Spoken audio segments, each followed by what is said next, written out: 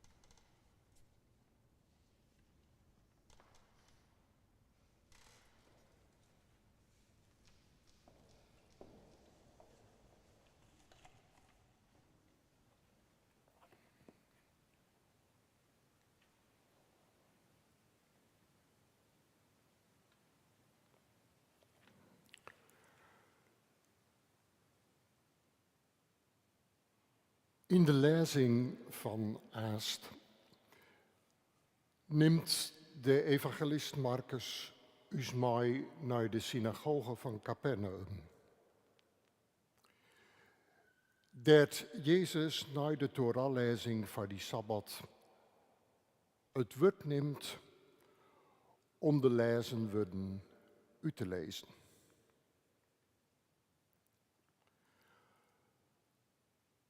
Vreemd genoeg zullen we net jaren van Marcus wat Jezus daar nou krijgt zijn had. Het enigste wat wij te jaren krijgen is dat de mensen er nuver van opjaren. Ze wienden mij om, zo'n je haast nog beter oerzetten kunnen. Het wie oors, als dat ze wend wien van de schriftgeleerden, jekket Marcus er nog onta. Hij spruts mij gezag. Maar ik oer het hoe en wat van dat oors en het waarom van dat gezag, zal hij us in het ongewisse letten.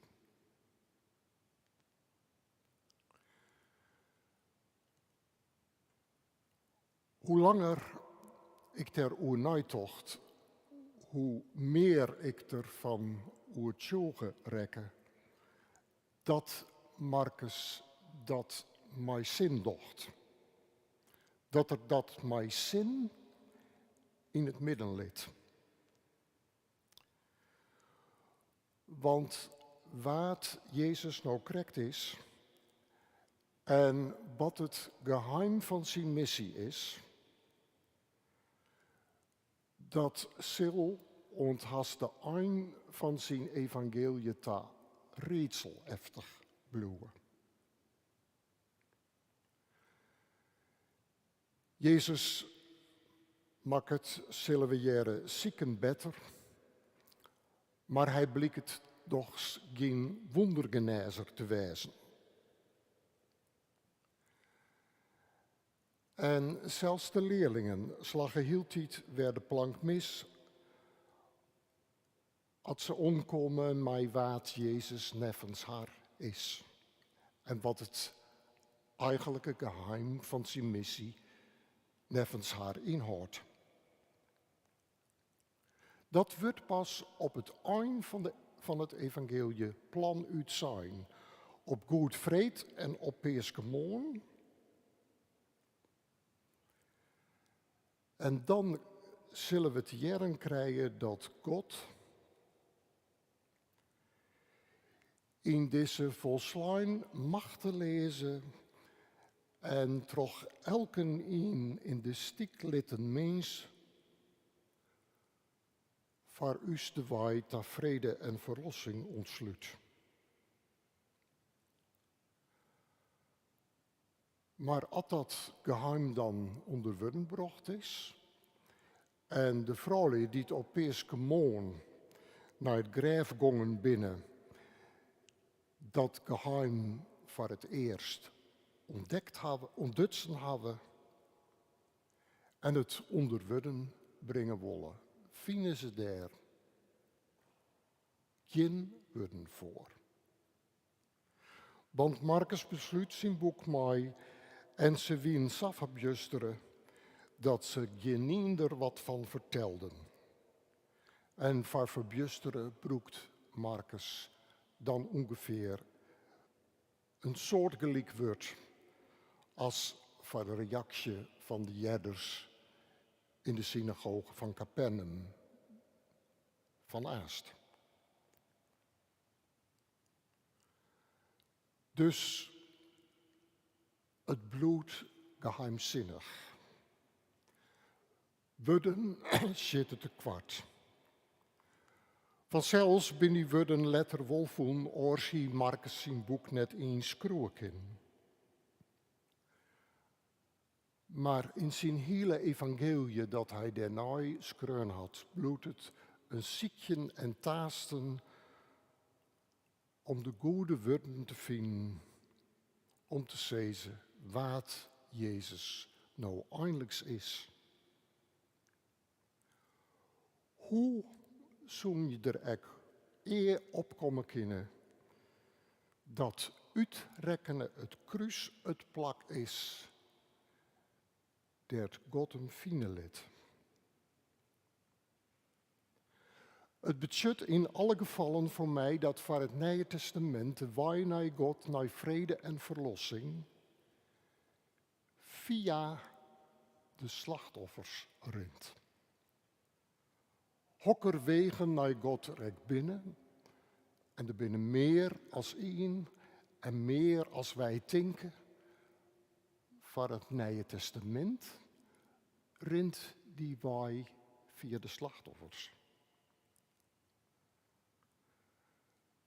Zolang als wij onder het perspectief van de slachtoffers voorbij joggen, zal us dus ontgaan werd het op omkomt in het libben, wordt de vrouw net verlost en blijven wij slaaf van driften en demonen, liek als die man aast in de synagoge van Capernaum.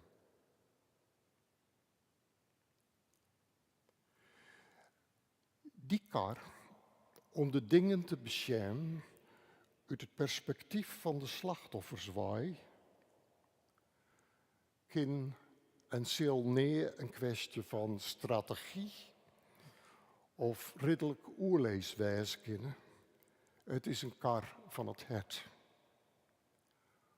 Van je rijtje litten, zat we dat ik hield niet van Jezus lezen in het evangelie, toch wat zij toch maatje.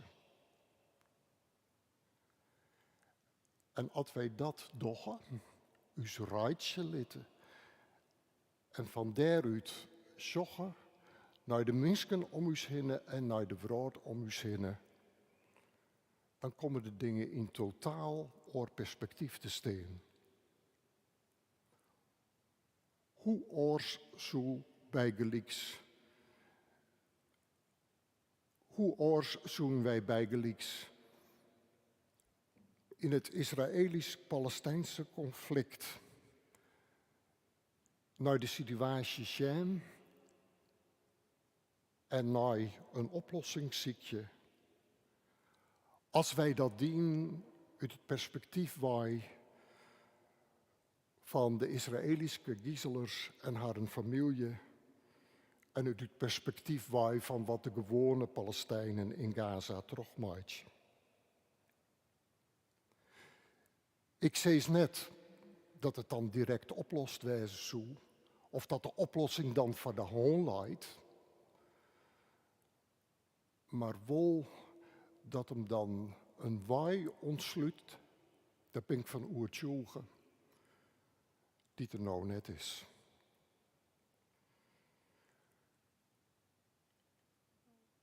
Waarom toch wij dat zo moeilijk, zo dreig? Uit het perspectief van de slachtoffers wij naar de dingen zien, us verbinden maar de slachtoffers.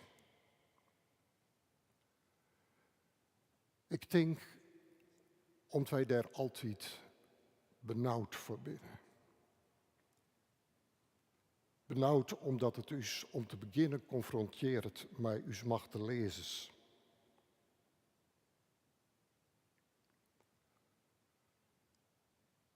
Als predikant is het mij geregeld oorkomen dat ik aangestuurd word op mensen die de meest verschrikkelijke dingen meemaken heen, of die haar verschrikkelijk in de naasten werken heen. En alle keren tocht ik dan, alsjeblieft, kunnen oordeel waan. Ik leef er net. Wat mast ik daar doen, wat hie ik daar te zeggen? Ik voelde me alleenig maar machteloos.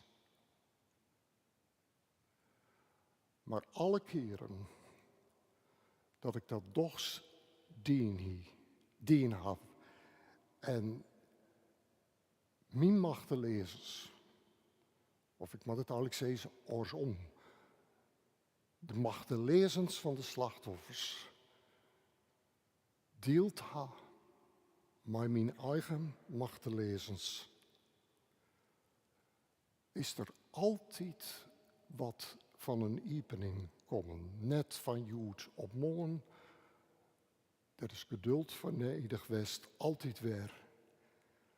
Maar wat ik wel ondervonden heb is dat in zijn context alle woorden van Jezus, alle woorden van de schrift, een nieuwe betjutting kregen. En voor het eerst vaak dat mij spreken kon. En ik een idee kreeg, werd het werkelijk oergong. En baden het ek dat God net langer een leeg wordt wie. Waarom God hem nou correct vinden liet. En hoe hij hem dan vinden liet. Als we het ondoren, eigen en elkaars ongemakkelijkheden, zat de Vlaamse psychiater Dirk de Wachter dat zo mooi neemt, maar elkaar te delen. Dat bloed een geheim. En hoe het God er dan is, zal ik altijd weer oorsblikken te wijzen. En hoe wij daar terug hinkomen, zal ik altijd weer oorsblikken te wijzen. Uiteindelijk is het dus een kwestie van vertrouwen.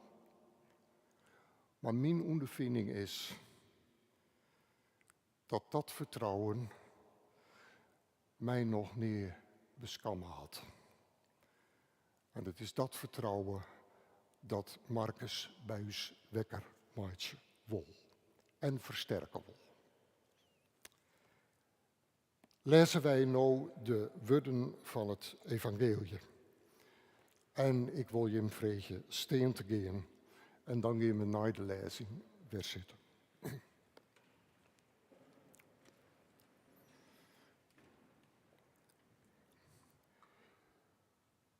Jezus en zijn leerlingen roenen naar Cafarnaum.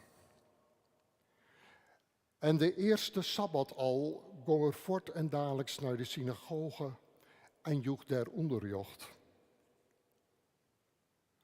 De mensen jerden er nuver van op, want hij die dat als een man van gezag en net als de wetleraars. Nou wie er echt krekt een man in die synagoge die een kweerde duivel in hie. En die begon te razen. Wat hebben jou met u te krijgen, Jezus van Nazareth? Binnen jou komen en breng u in het verjeer? Ik weet wel wat jou binnen. Gods heilige.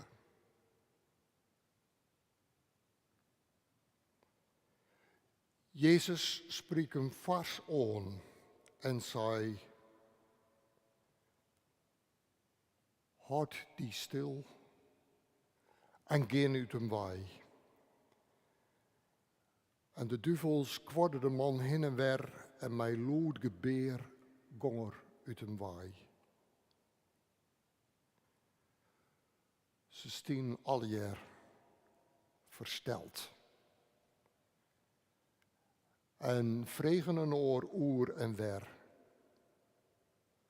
Wat houdt dit in? Sokleren is nee. Het gaat mij gezag. Hij commandeert de duivels. En die jouwen om zijn zezen. En de roep van hem gong als dichelvuur het hele Galilea terug.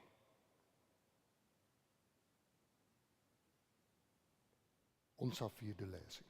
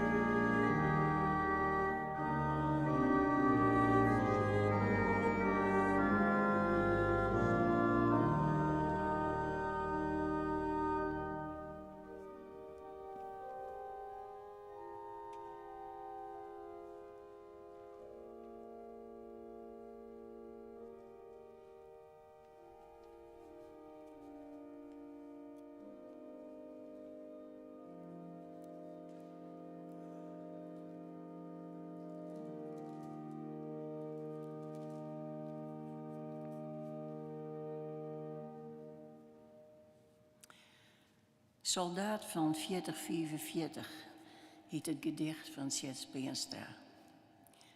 Wat collega goed soldaat van Joert hier te kennen. En het badden in die dagen, toen ze nog jong wienen, bij gloerde op de wangen en vuur in de eigen, dat er een bevel kwam, ga naar het land van de Birken, zes dat jemme de baas binnen. En ze gongen op reis op het hinder, riedende en geende voort. En daar ze kwamen, lieten ze een spoor benefter van bloed en vuur. En het badden in die dagen doet ze jong wienen, met kleur op de wangen en glans in de eigen, dat er een bevel kwam. Ga naar het land met jocht grien gers. En zes, dit is uw land. En ze gongen op reis, op het hinder, riedende en geende voort. Maar het volk haatte haar. En het badden, toen ze de jonkheid verlen hienen, amper kleur op de wangen, geen glas in de eigen, dat er een bevel kwam dat zei, ga naar het land dat de weet waakst onder de kiem en de groen olie op Jaansil. En zes, dit is van u's. En ze gongen op reis op het hinder, fjouwerende en geende voort. En de Rijn wekke de kleen, snierstwarmen benamen de zieken, zinnen skroeide het vel. Geld bestjurre haren in het bloed. En het geweld wie roen om haar heen. En het badden op een dag doet ze oud wienen en wurg, dat er een bericht kwam dat zei, ga weer om naar het plak dat je binnen. En ze gongen rinnende gongen ze. En ze droegen de deer in de eigen.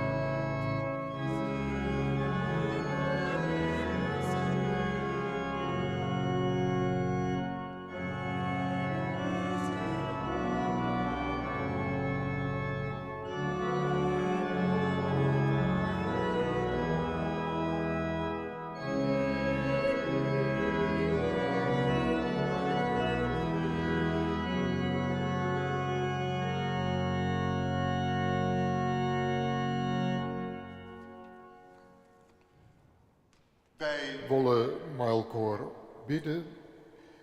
En als acclamatie bij de Fabien zongen we eerst uit het liedboek 368e. En we besluiten ons gebeden met een jongensgebed dat wij zongen. En dat is lied 237.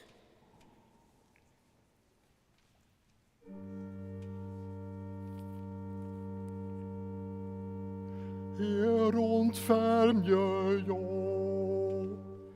Christus, ontferm je, joh. Heer, ontferm je, joh.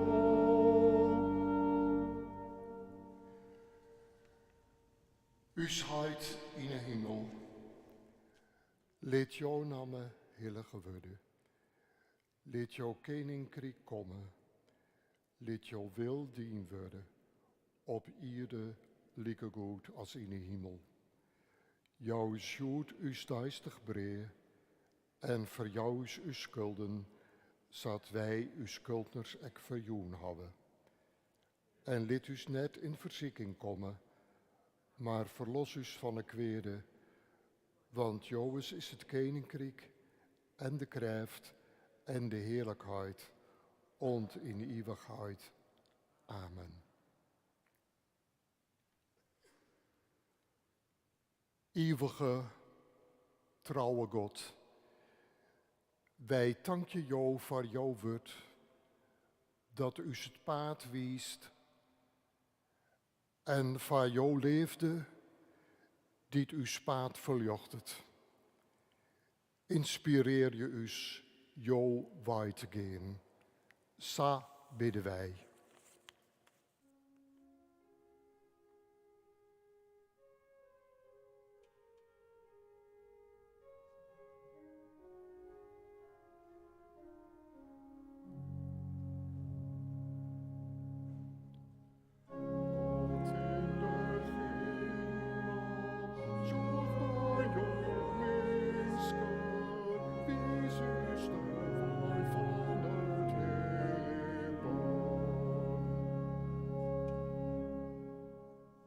Wij bidden van jouw woord. Voor het volk van Oekraïne dat zo dapper en met zoveel offers strijdt voor zijn vrijheid. Voor Russische soldaten die onwitend de oorlog instuurd worden. En met leugens en valse propaganda. Wij bidden voor elken een die in alle leugen in en met gevaar voor eigen lippen in Rusland op de bres zit voor vrijheid en weerheid. Sa bidden wij. God in de hemels, zorg naar jouw misken. Wie is de wijn van het leven? Wij bidden om moed en wijsheid van regeringen en internationale organisaties. Dat zij wegen vinden naar vrede en geluk voor heel jouw schepping en al jouw mensen. Sa bidden wij.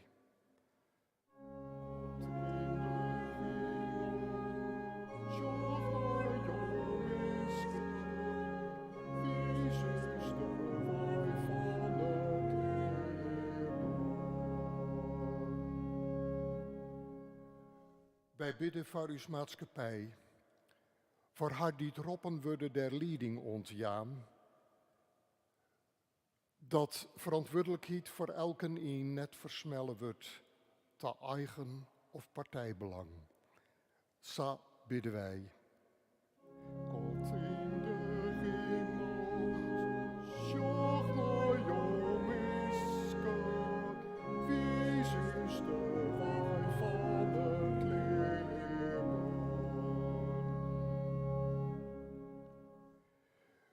Wij bidden om treest voor wat verdriet had, om ondacht voor zieken, om moed om te libjen en vertrouwen om sterren te kennen.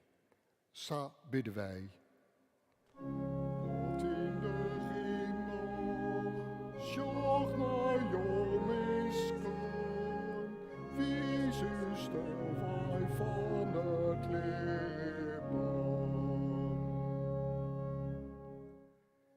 In stilte betrouwen wij eigen lippen en dat van oren, on Jota.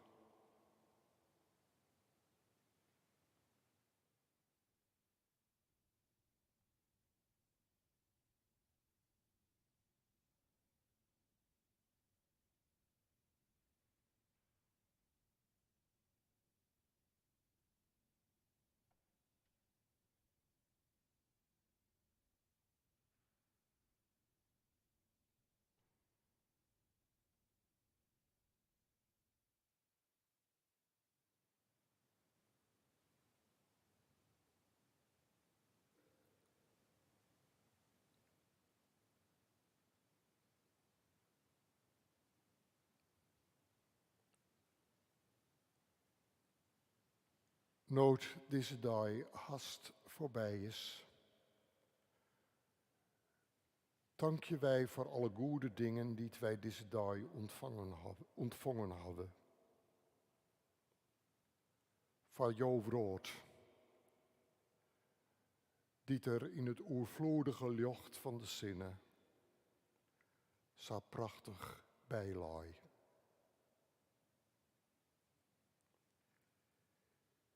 Jo, dank je wij voor alle goede en wijze woorden die deze dag klonken hadden bij en naar je aanleiding van de Auschwitz-betinking.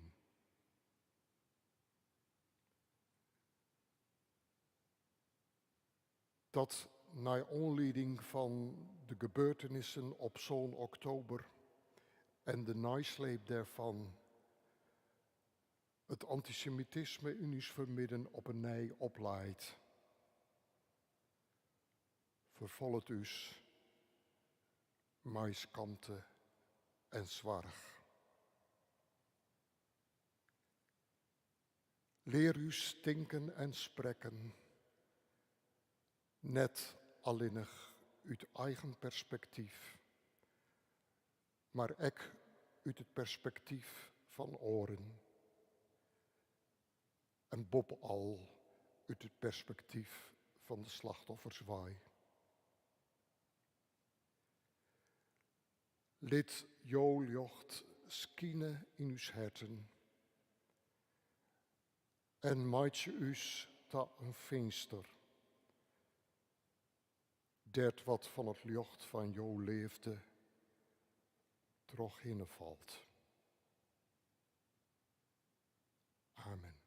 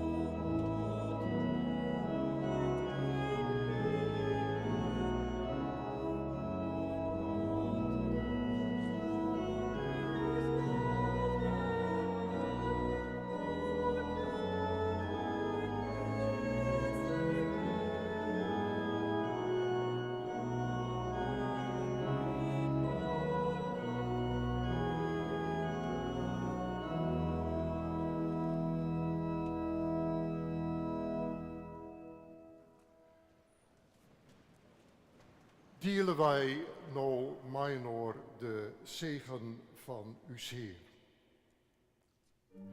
De Heer mij u zien zijn jam, hij mij u bewaar je voor onheil, en uw slieden hij eeuwig leeft.